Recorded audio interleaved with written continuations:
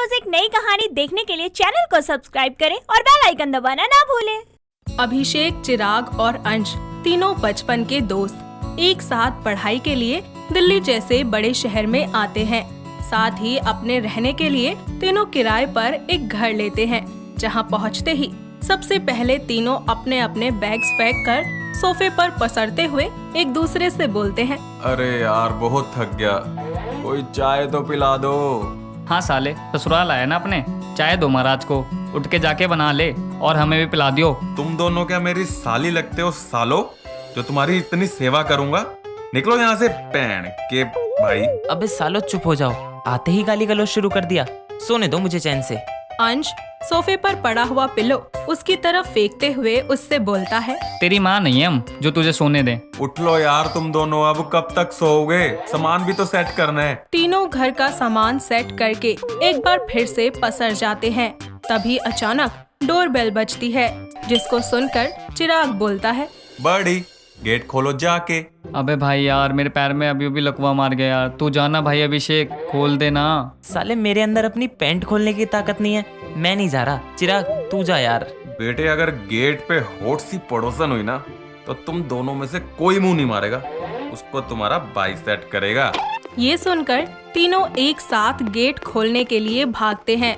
Gate खोलकर देखते हैं तो सामने कोई हॉट पड़ोसन नहीं बल्कि काम वाली बाई होती है, जो तीनों को देखकर उनसे कहती है, साहब मैं तो इधर काम के वास्ते आई, वो शर्मा जी है ना, उन्होंने कहा है नए किराएदार आए हैं तो शायद उनको काम वाली बाई की जरूरत हो। दोनों गेट से अंदर आ जाते हैं। चिराग भी काम वाली को अंदर बुलाकर उससे बोलता है, अच्छा तो आपका नाम क्या है और आप काम क्या क्या कर लेती हो?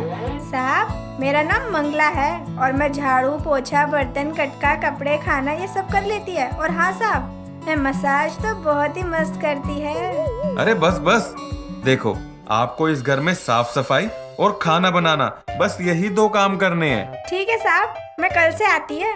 काम वाली बाई वहाँ से चली जाती है, जिसके कुछ ही देर के बाद अभिषेक तैयार होकर बाहर जा रहा होता है।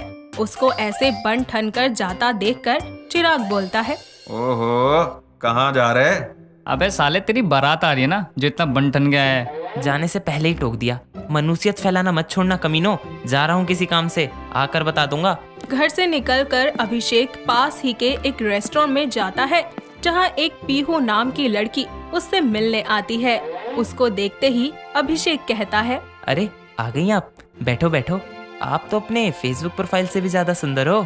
अच्छा जी, वैसे आप भी दिखने में बहुत हैंडसम है। काफी देर तक एक दूसरे से बात करने के बाद दोनों अपने अपने घर के लिए निकल जाते हैं। अभिषेक के घर आते ही चिराग उसको घूरते हुए बोलता है, आ गए सर? क्यों बे, घर आ गया ना। आप बता कहाँ गया था मुँह काला करवाने? इंसान को सांस मत लेने देना। सुन लो, मेरी एक फेसबुक फ्रेंड थी, उससे मिलने गया था। देखा देखा, मुझे लगा ही था, साला लौंडिया बाजी करने गया था। बेटे बर्बाद हो जाएगा, तुझे पहले ही बता रहा हूँ मैं। भाई वो लड़की ऐसी नहीं है, बहुत प्यारी है, स्वीट सी है। और तुम लोग ना जलो मत, खुद की कहीं सेटिंग हो नहीं रही इसलिए ऐसा कह रहे हो। अभिषेक उन दोनों की बेइज्जती करके कमरे में चला जाता है। ये सिलसिला यूं ही शुरू होता है। वो रोज तैयार होकर पीहू से मिलने जाता, साथ ही अपने घर से आए फीस और किताबों के पैसों से वो पीहू को गिफ्ट्स खरीद कर देता। ऐसे ही एक शाम अभिषेक के घर आने पर अंश उससे कहता है, भाई इतना क्या बिजी हो गया है तू? ना हमारे साथ खाता है, ना पीता है, ना मैच एंजॉय करता है, ना साथ में ड्रिंक करता है। भाई अगर इतनी अच्छी लड़की होती ना तो तुझे हमसे दूर नहीं करती। बस करो ना यार, कितनी बुराई करते हो उसकी। वो तुम लोग से लाख गुना अच्छी है। हमेशा बोलती है मुझे अपने दोस्तों के साथ रहा करो, मैं ही उसको छोड़ के नहीं आता। और एक तुम हो, हमेशा उसको छोड़ने की बात करते रहते हो। अभिषेक अपने कमरे में सोने चला जाता है। अगले दिन फिर वो पीहू से मिलने जाता है, जहाँ वो उसको बोलती है, अभी बेबी यार, आप ना मेरी वजह से अपने दोस्तों से दूर होते जा रहे हो। नहीं यार बेबी, उनको पता है कि मैं आपसे कितना प्यार करता हूँ, इसलिए वो कुछ नहीं बोलते। इतने में पीहू की दोस्त दीपा वहाँ आकर कहती है, हे पीहू, कैसी है यार? इतने टाइम बाद दिखी, कहाँ थी इतने टाइम से? अरे यार कुछ नहीं, बस ऐसे ही। इनसे मिल, ये है मेरे boyfriend Abhishek. Nice to meet you Abhishek. अच्छा पीहू, यार इतने टाइम बाद मिली है, तो चलना कोई मूवी देखने चले। हाँ यार चलते हैं। एक काम कर, नेहा और काव्या को भी बुला ले। ठीक है, मैं सबको कॉल करती हूँ। आज एक गेट टुगेदर हो ही जाएगा। दीपा कॉल करने लगती है। इतने में पीहू अभिषेक से कहती है, बेबी आप घर चले जाओ, मैं दीपा के साथ जा रही हूँ। मैं भी चलता हूँ ना साथ में। बेबी प्राइवेसी नाम की भी कोई चीज होती है यार। मेरी सारी फ्रेंड्स के साथ जा रही हूँ मैं, आप वहाँ क्या करोगे? हद है, फेविकोल की तरह हर जगह चिपक जाओगे क्या? पीहू की इस बात का अभिषेक को बहुत बुरा लगता है, जिसके बाद वो अपने दोस्तों के साथ बिताए हुए पलों को याद करता है। उनकी बातें, उनकी शरारतें, उनकी हंसी, उनकी दोस्ती, और फिर वो बोलता है, तुम्हारे लिए मैंने अपने दोस्तों को नजरअंदाज किया, उनको बुरा भला कहा, पूरा पूरा दिन तुम्हारे साथ बिताया। अब तुम्हारे दोस्तों पर बात आई तो प्राइवेसी बीच में आ गई। ओ प्लीज, अपने उन वाहियात से दोस्तों से ना मेरी फ्रेंड्स को कंपेयर मत करो। और हाँ, ज्यादा सैंटी होने की जरूरत नहीं है, शाम तक आ जाऊंगी। तुमसे लाख अच्छे हैं वो, और अगर तुम एक लड़की नहीं होती ना तो अब तक खींच के लगा चुका होता तुम्हारे इस बात पर, समझी? और हाँ, जरूरत नहीं है अब आने की, बाय।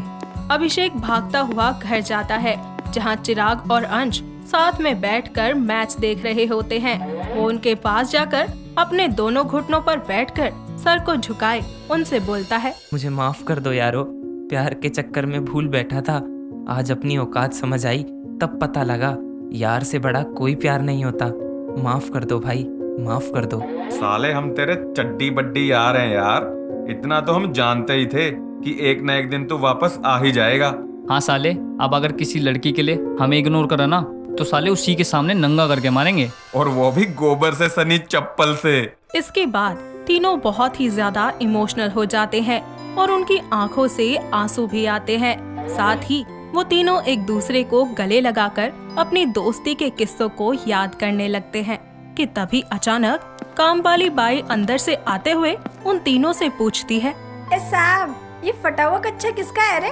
हमारा है। छी छी छी, इतनी कंजूसी। साहब मेरी तनख्वाह से पैसे काट लो, पर कच्चा तो अलग अलग ले लो। तीनों हंसने लगते हैं। मंगला भी अपने काम में लग जाती है, जिसके बाद वो तीनों एक साथ बैठकर मैच देख रहे होते हैं। तभी अभिषेक के फोन पर पीहू का कॉल आता है। ये देखकर अंश और चिराग उसे घूरने लगते हैं, लेकिन अभिषेक फोन ऑफ कर देता है, जिसके बाद तीनों फिर से मैच को एंजॉय करते हुए अपने दोस्ती के ट्रैक पर लौट आते हैं, जहां उनको एक दूसरे की बेइज्जती करने और टांग खिंचाई करने के सिवा कोई और काम ही नहीं होता। साथ ही अभिषेक को भी इस बात का एहसास हो जाता है कि दोस्ती से बड़ी कोई भी चीज नहीं होती। प्यार अगर दोस्ती के बीच आ जाए तो वो प्यार नहीं होता। इसीलिए हमें अगर प्यार चाहिए तो उसके साथ में दोस्ती भी जरूर चाहिए। दोस्तों, अगर आपको ये कहानी पसंद आई तो इसे लाइक करें, शेयर करें और कमेंट करके बताएं कि कहानी में आपको सबसे अच्छा क्या लगा।